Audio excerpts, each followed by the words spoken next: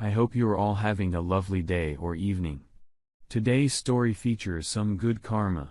Op found out his wife cheated on him with her affair partner, then divorced him and gave up custody of her kids, all for the sake of being with the affair partner. Now she's begging for mercy after her affair partner kicked her out, and she's homeless. In today's second story, Opie heard his fiancée say on the phone that her ex was the best lover she's ever had in her life. Let's get into today's stories to find out what happened. My wife and I met back in college. We dated for 5 years before getting married. Our marriage has been good with little ups and downs. We have 2 girls, ages 13-15.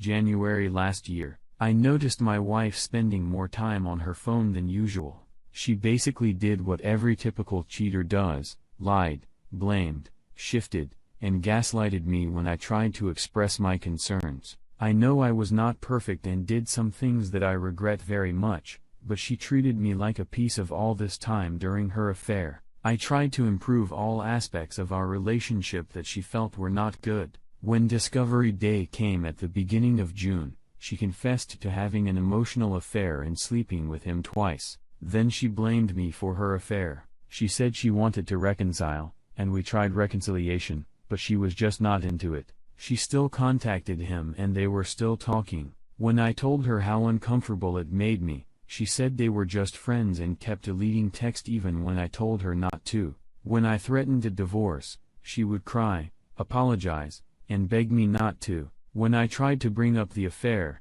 she would get mad, and somehow I was the one who ended up apologizing. Then after 2 or 3 months, she started disappearing again, saying that she was visiting family because they needed her. At the time, I knew she was going to see the affair partner, and when I brought it up, she was very convincing. One weekend, she disappeared and didn't pick up my calls or answer my texts. When she came back, she told me that her cousin had gotten sick, and they had to rush her to the hospital, and she forgot her phone at her sister's place. And all this time, I was trying to make it work for us. She saw all the efforts I made, but just didn't care. Then by mid-December, she told me that she was moving out, that she had been unhappy in our relationship, and that she was in love with her affair partner. She said that she had finally found her soulmate. I remember crying for hours, trying to beg her, but her mind was made up. We had to tell the kids. She said that I could have the kids for the weekdays, and she could come to visit them on weekends since her affair partner's apartment was small. She filed for divorce a week after this. It was the worst moment of my life. I grieved for weeks. I tried to talk to her to see if there was any chance, but all she said was that she was sorry for everything she had put me through, but her mind was made up. No one other than us knew. Both she and my parents knew that we were only separated, but never knew the reason. By the end of January, when her mom called me, and did I tell the truth? I invited her over together with her dad. I told them everything and literally broke into tears and cried on my mother-in-law's shoulder. They comforted me and apologized for their daughter's behavior. I later told my parents and then a few close friends. Soon enough, everyone knew about, and I started receiving comforting messages from others talking ill of my ex. Soon afterward, my wife called me crying, saying that I turned everyone against her and that she hated me. She said that people were threatening her and her affair partner, and that her dad hated her, and that her sisters didn't want to speak to her, and no one would speak with her without insulting her. That was mid-April. By the beginning of June, her relationship with her affair partner had fizzled out due to stress. I remember she came to the kids and told me that her affair partner kicked her out because he couldn't handle the stress of their relationship. She was living in a hotel room, and she didn't look good at all.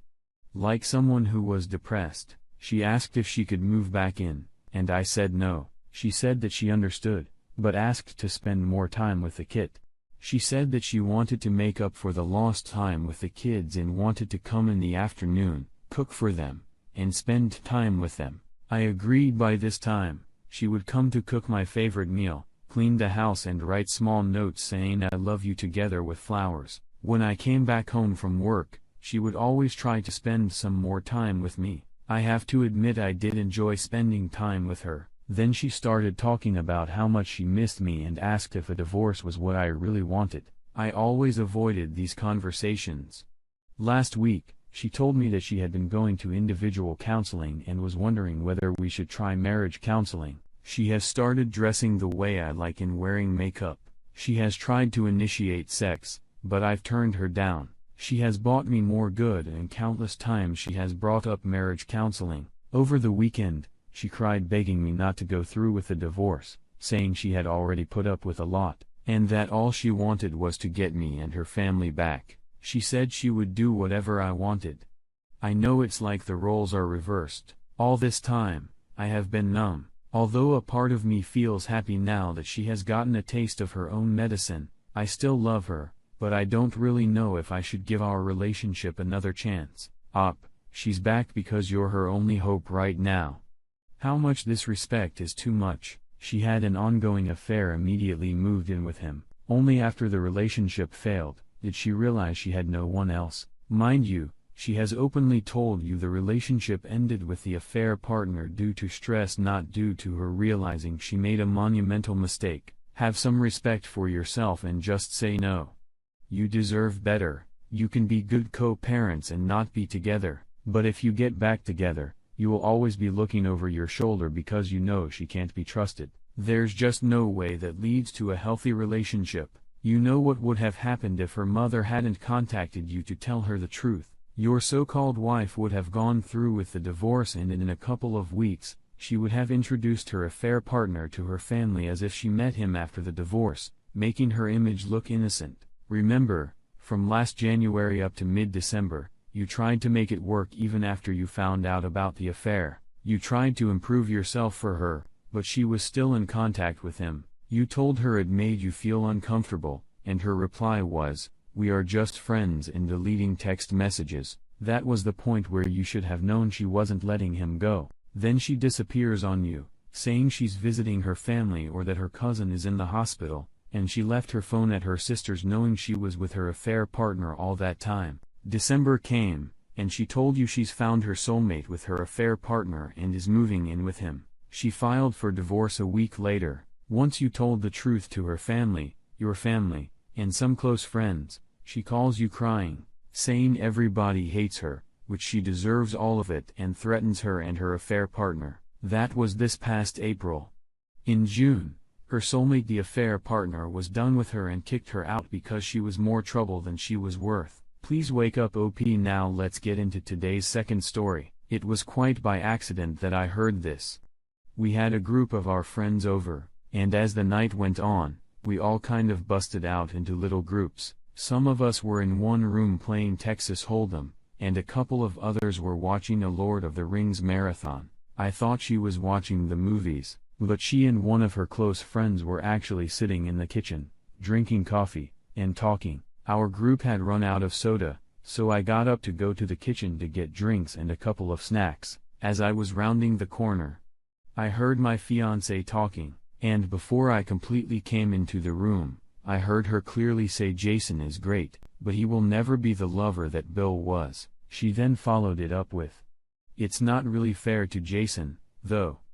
Bill was just really gifted down there." At first, I thought about just walking back into the car game and pretending like we didn't have any extra soda or food, but I decided to kind of make a noise and go in. Her friend caught sight of me rounding the corner, and I could see her make a face at my fiancé, letting her know I was there. Of course, she had no idea I had heard her, and she just stopped talking to her and asked me how I was doing and if I was having fun. I was tempted to say something like, "I'm having as much fun as someone who is not gifted down there can," but I didn't. I just said yes and proceeded to get my off and go back and finish the night. I just acted like nothing was wrong the rest of the night and went to bed. Needless to say, it messed me up. I mean, it messed me up badly. I've never been jealous or what you would call insecure about myself until that moment. I couldn't sleep that night, and I went through a myriad of emotions while lying there. At first, I was angry. Then I was humiliated. Then I was depressed. Then I was angry again. Look, I realized that the male ego seemed stupid to women and even to guys who are totally self-assured. I would have agreed with most of this prior to that night, but once it has been damaged, it's a different story. I tried to hide any form of emotion about it so that I would never let her know I knew. But as the days went on, I just kept getting worse and worse.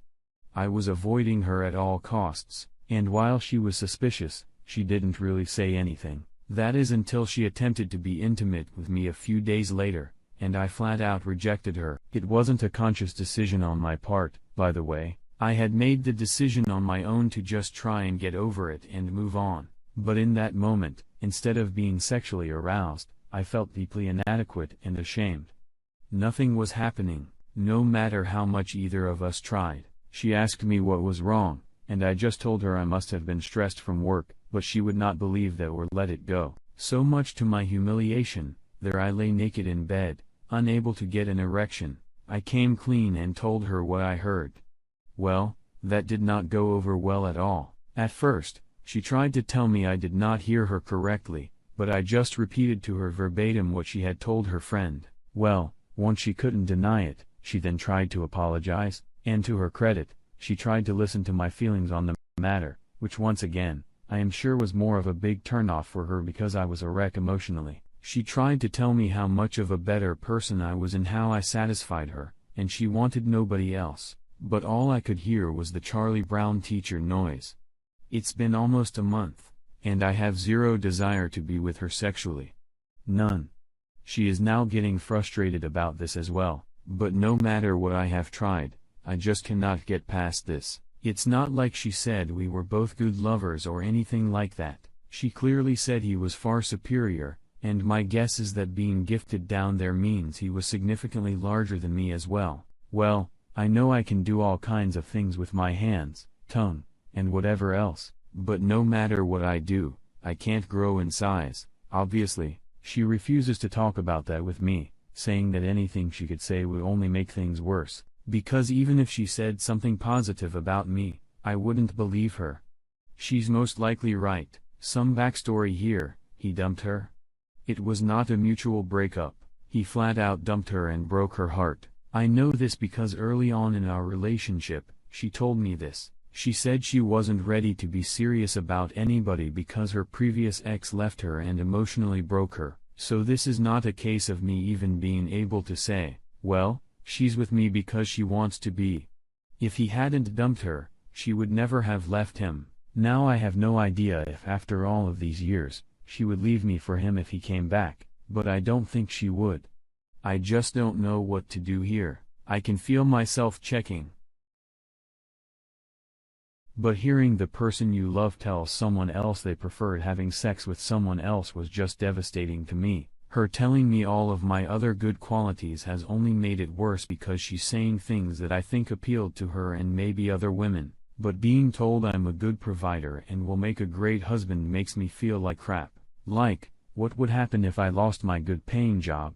Or better yet, what if I were to get injured and couldn't make anything more than state assistance? Would she be there to support and help me, basically? What I feel like right now is a really good friend who is just allowed to have sex with her. I know in my head that this is not correct, but in my heart, that is what I feel. I'm sorry for the length here, and I don't even know what I'm asking here. I am totally lost, and if this continues, I just think I'm going to break off our engagement. Update: it all came to a head last night. She just came out and asked me if I did not love her anymore, and all that I could tell her was that a very large part of me still did, but that what she said had really made it so that another part of me just didn't anymore. This started a larger conversation that I won't bore you with, but ultimately it came down to me saying that if I had heard that he was just better at something or more attentive to something or was able to do something that I couldn't, I would have felt like I could have worked on it. I would have listened to anything she wanted to work on, any technique or anything else that she would have shared with me, but to know that I was never going to measure up simply because of a physical issue was not something I thought I could get over anytime soon, if I ever could for that matter. I was even honest and said that if it was just a one-night stand, she had her some random guy who was that huge, I might have been able to get past that. But knowing that it was a guy who she was still madly in love with when I met her, and only after time did she start to come around, then it was just more than I could handle. She kept trying to tell me how much better I was at everything else and that I should not throw away a lifetime over one aspect. I told her that one aspect, sadly, was just too high for me. Not all things are equal, And that, honestly, it was a mental failing on my part, but whether it was genetics or a learning trait or whatever, that yes, I needed to be my spouse's best, and she had already made it clear that I could never be. I tried my best to be gentle. I tried to take all the blame by stating that I knew that my attitude was probably not healthy, but it was who I am. Now for the final update, it is over.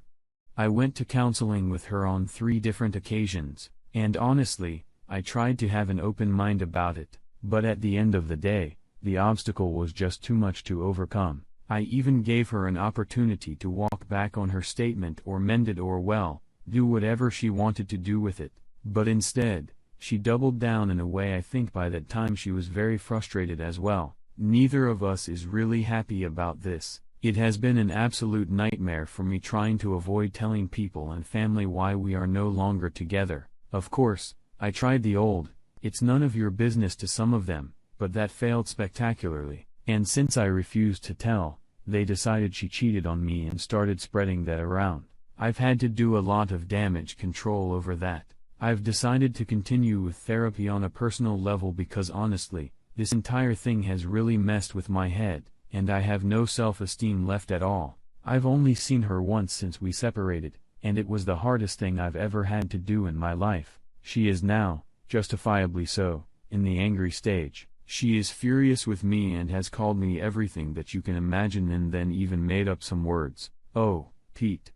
Her being mad at you should really set your mind at ease that breaking up is the right thing for you to do. She's not the person you want to be with long term, and though it sucks now, the only anger she should be feeling is towards herself and for her actions. Now she will have to live with the consequences of her actions for the rest of her life. It would suck worse to have heard this a couple of years down the road after wedding when it then became a legal matter on top of everything else. You absolutely dodged a bullet, my friend. I wish you the best of luck going forward. Thanks for taking the time to listen to today's stories. Don't forget to like and subscribe if you haven't already done so, and comment below on what your thoughts are on today's stories. If there's a story you would like to share with me about your own situation or